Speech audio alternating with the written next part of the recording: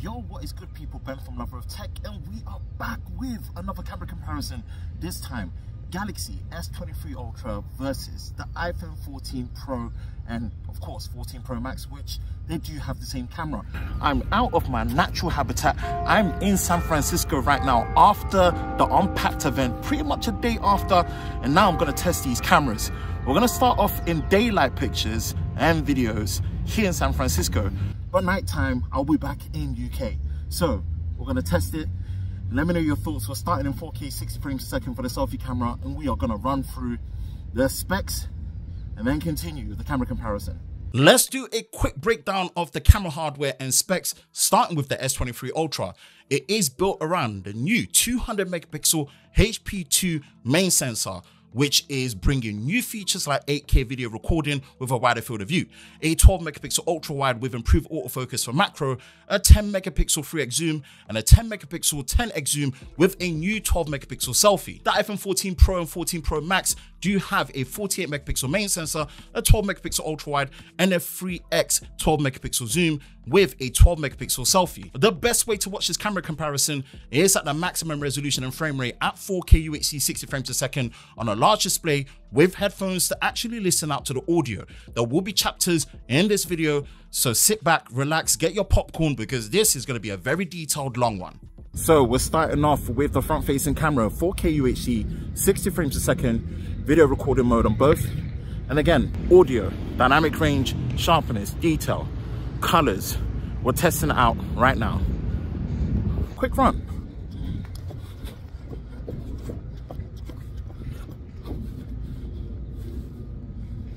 Now we've switched over to the 4K UHD 30 frames per second video recording mode. Same thing, seeing how the dynamic range, details, colors, and stabilization is like on both. Quick run.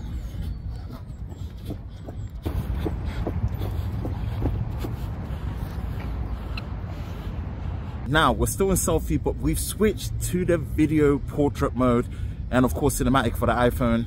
This time 4K UHD on both, and it looks like stabilization is active on both. Finally, the S23 Ultra gets the upgrade to my favorite video shooting mode, video portrait mode, now in 4K UHD.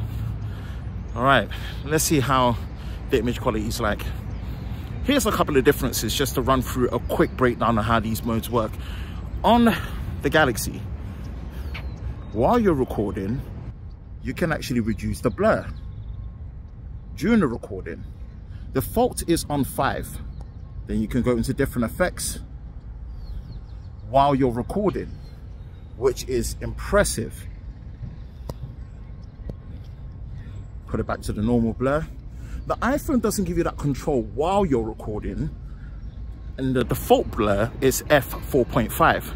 But the advantage you do have is after you finish recording, you can then make the adjustments in the blur to reduce it or increase it. So that's the give and take. But I'm so glad to see 4K on the S23 Ultra. We are now in the 4K UHD 30 frames per second video recording mode, starting with the rear main camera on both. Again, just seeing how the image quality is like, stabilization, and of course, dynamic range. Quick run.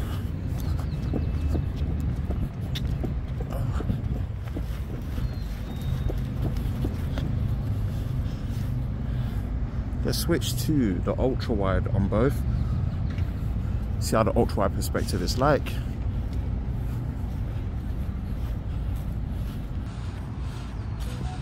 Run through quick.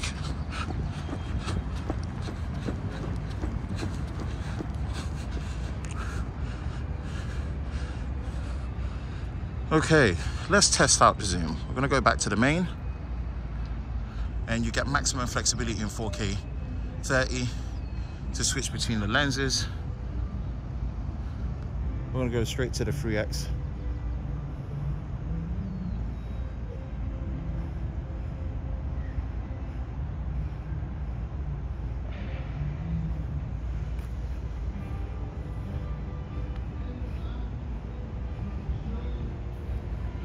Move here quickly to get a bit of clarity, and we're going to focus on this clock. 10x. Okay, that bugged out.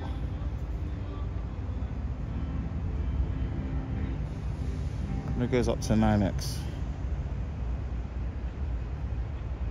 My iPhone, and I'm going to reposition it for the Samsung.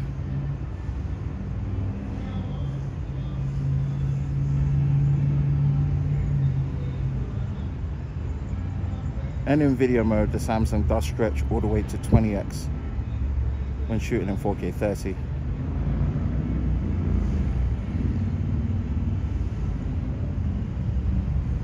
Compare that to the 9x.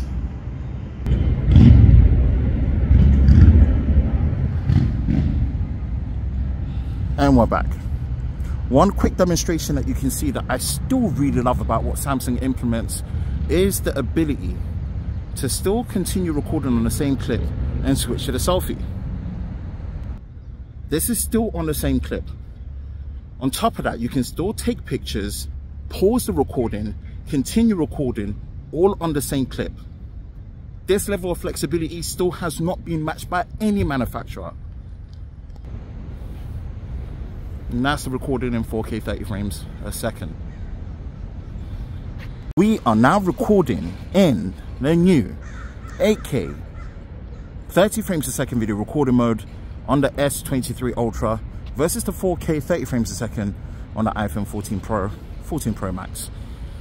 Now, this is meant to have a wider field of view. And now we're just testing to see if the rolling shutter jello effect has now been reduced and stabilization has now been applied. So far it's looking very, very good. Let's do a quick run.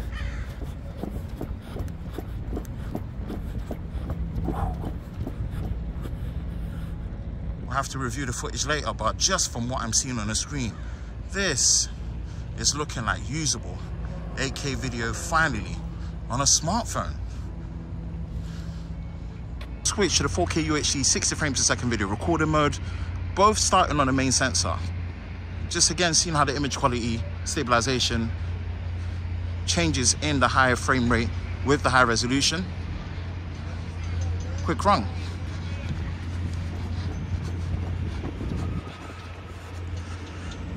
Now, while recording on the same clip, Samsung does still give you some form of flexibility. You can pause the video, continue, all on the same clip, take pictures, all on the same clip, and flip to the selfie camera. As demonstrated, you can still do this, but my frustration still stands, and I really hope Samsung hears this. I cannot switch to the other lenses unless I completely stop recording and start again. Why are we still having this problem?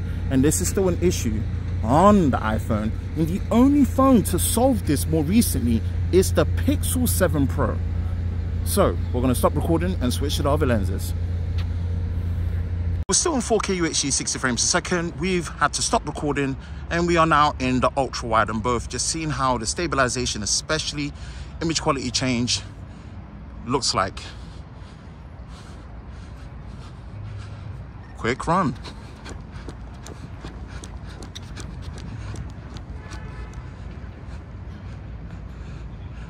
Still in 4K 60 frames a second, we've now switched to the 3x zoom lens on both.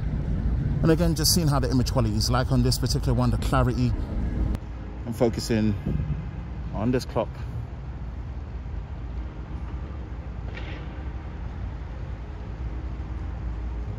Still 4K 60 frames a second, 10x zoom on the S23 Ultra versus the 9x digital zoom on the iPhone 14 Pro Max. Just gonna hold it here for a moment and then switch the alignment so that the iPhone is more in view.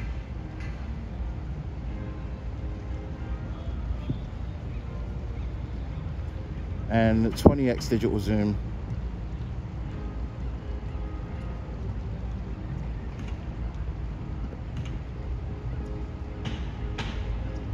We are now in the super steady mode on the S23 Ultra versus the action mode on the iPhone 14 Pro Max. Now, The Super Steady has now been upgraded to be able to shoot QHD. We're starting off on an ultra wide on both, and the iPhone does shoot this in 2.8K resolution. Let's see how the stabilization now works, as well as the image quality with a heavy run.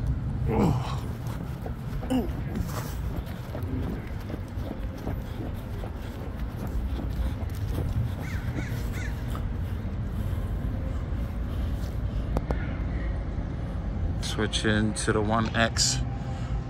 Now the iPhone does do this in a 1X mode. And have a quick run.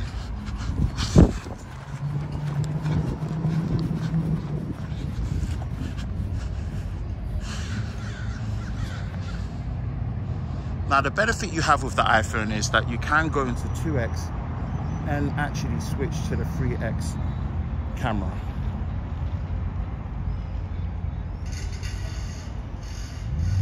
But for now, we're testing it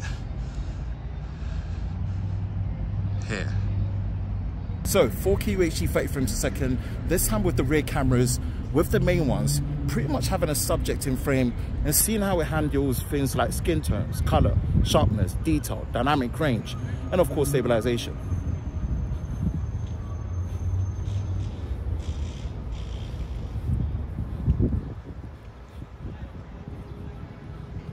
So we've now switched to the ultra wide, still in 4K 30, seeing how the image quality is like. And this is with the ultra wide rear cameras.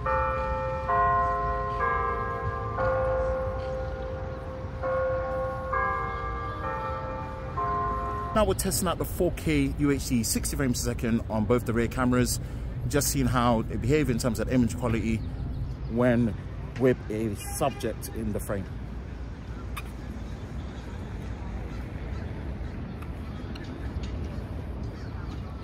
And in the ultra wide video recording mode in 4K UHD 60 frames a second, and again just seeing how the image quality is like with a subject in the frame.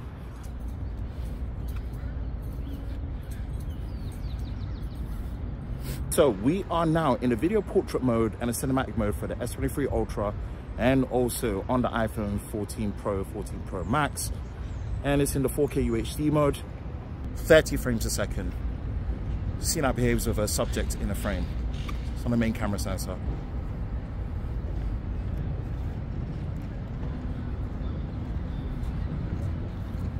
This is the 4K UHD portrait mode, cinematic mode for video, and we are in the 3X zoom. Just seeing how the image quality, the edge detection is like on both the S23 Ultra and the iPhone 14 Pro or 14 Pro Max. Okay.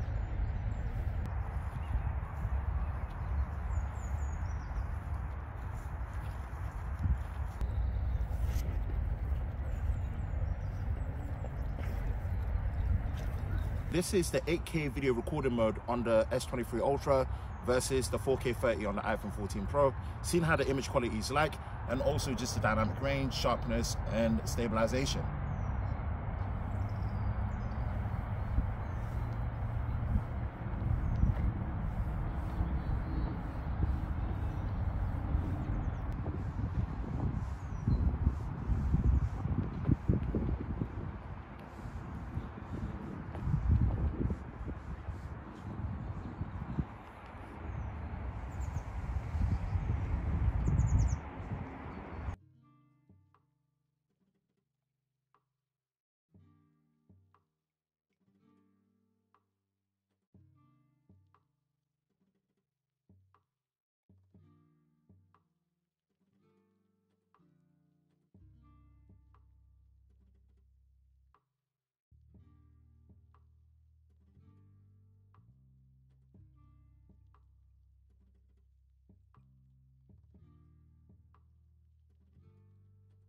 So we are now in the 4K UHD 30 frames a second video recording mode on the S23 Ultra and the iPhone 14 Pro, Pro Max, low light. Starting on the main camera sensor, and just seeing how it handles low light video in this particular situation.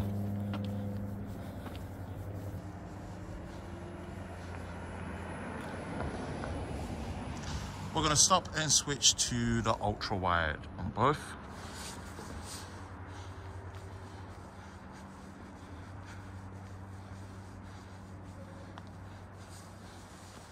And let's go to the 3x zoom and 3x zoom.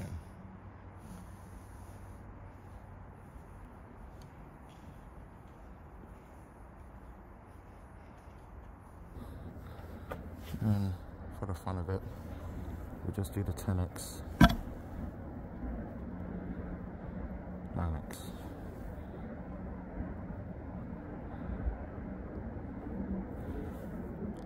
Back to the main.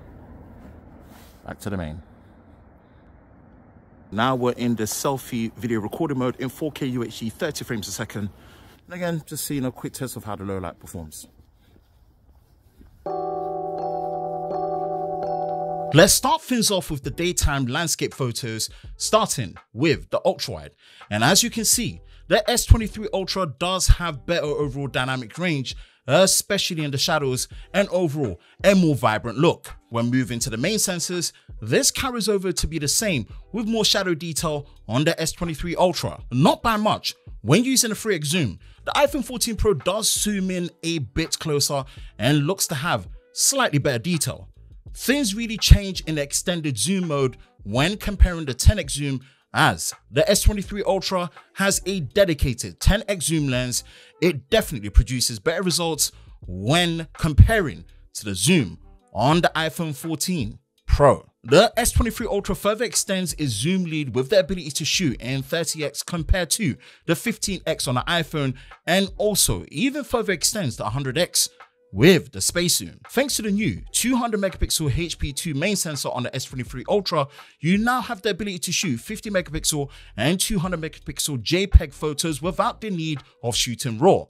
The 50 megapixel, as shown here, does produce a sharper image at the cost of shadow detail. The 200 megapixel JPEG mode does fare better, and it is definitely advised to use these modes in very good lighting situations. Time for some close-up shots, and here, without macro mode, you can see the S23 Ultra does have a closer minimum focusing distance on the main sensor compared to the iPhone 14 Pro. Now with macro mode active, both are very close and produce great results, with the iPhone giving off more contrast in the final image. For the selfies, although personally, for my skin complexion, both are not perfect, I would definitely say the S23 Ultra did a much better job here thanks to the new 12 megapixel selfie and the better ISP processing from the Snapdragon 8 Gen 2 mobile platform built for Galaxy. In the portrait selfie, both are doing great, but thanks to the better colors and edge detection, the S23 Ultra takes it here. Last set of daylight photos, and this time with me in the frame as the subject. Starting from the ultra wide, and it is clear as day that the S23 Ultra is better here from the shadow detail, exposure, and colors. This is also the same story when moving to the main sensor, with a better representation of skin tones, colors, and dynamic range on the S23 Ultra. For the portrait mode in the 1x zoom on the main sensor, yet again, the S23 Ultra overall produces the better image from the edge detection, skin tones, colors, and dynamic range. Things improve for the iPhone 14 Pro when in the 3x zoom portrait mode, and in a lot of ways this time around might be the preferred image in this shooting mode. Let's switch over to the low light images, and starting with the ultra wide with no night mode active. The iPhone 14 Pro is definitely the better of the two thanks to the lack of lens flare, lack of color shift, and overall a cleaner image. For the main sensor, I would still say the overall look of the iPhone 14 Pro is preferred, as you do still see a magenta color haze on the S23 Ultra. When using a 3x and 10x zoom, the iPhone overall does look to be producing better results. In this extreme low light situation, comparing the difference between no night mode and then with night mode active, starting from the ultra wide to the 10x zoom on both, with the best results coming from the main sensors. With night mode active, you can see a huge difference, especially with the ultra wide on the S23 Ultra. The main sensor is a give and take, with the S23 Ultra preserving the highlights better, while the iPhone has an overall brighter and cleaner image.